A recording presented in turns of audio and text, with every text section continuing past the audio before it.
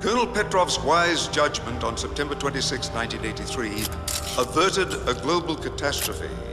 As we celebrate and honor this brave and sane man, we should also realize that the risk has not gone away, and there are few Colonel Petrovs around. Мне, конечно, очень трудно давать советы президентам.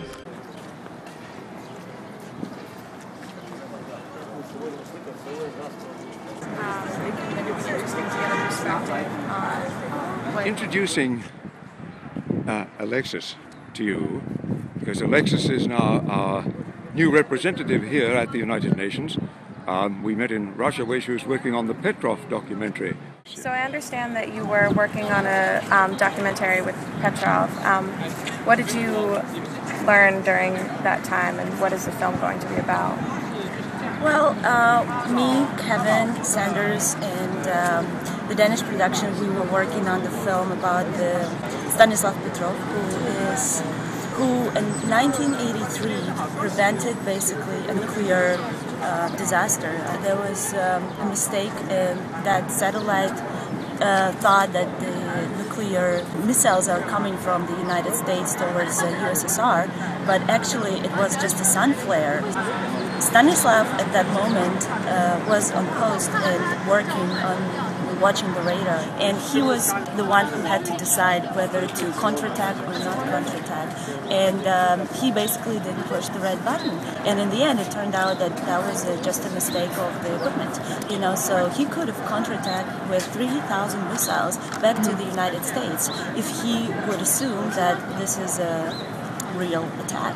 So I think he's a real hero, because he made the right decision and he relied on his knowledge. The film is about him and him going through this time, through the year of 1983 when all this happened. And what is the name of the film?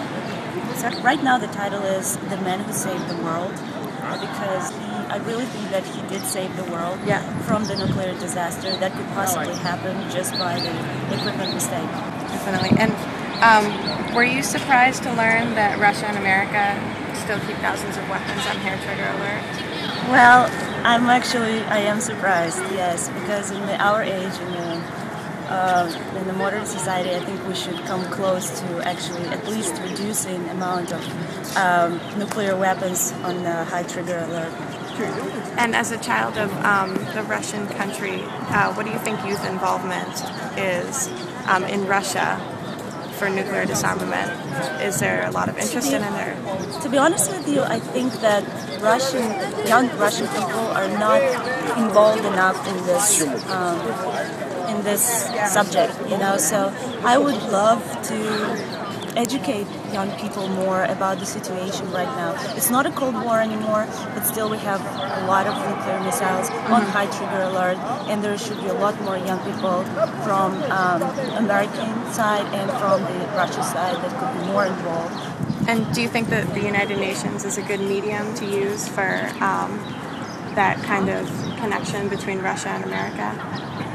I think yes, but I think they should concentrate more on actually involving the young generation in this issue, and they have to create more meetings and more events where they involve people from both sides.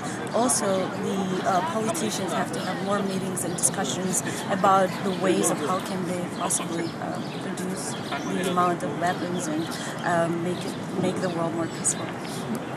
So do you think that nuclear disarmament is something that's on the map for Russia, or I think with our current government and the President Medvedev is targeting towards this. You know, he is willing to reduce the amount of weapons and have a peaceful world, because actually it also affects the rest of the world. You know, if the two superpowers like Russia and the United States would reduce the amount of weapons on higher trigger alert, I think that would affect the other countries who are developing the nuclear weapons right now, you know, or the ones who already have them, you know. So yeah, so kind of like follow the leader. Yes. I'm not a hero.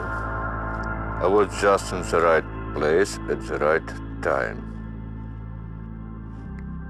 I was just in the right place at the right time. I believe every person on the planet should know what happened because every person was affected by your decision.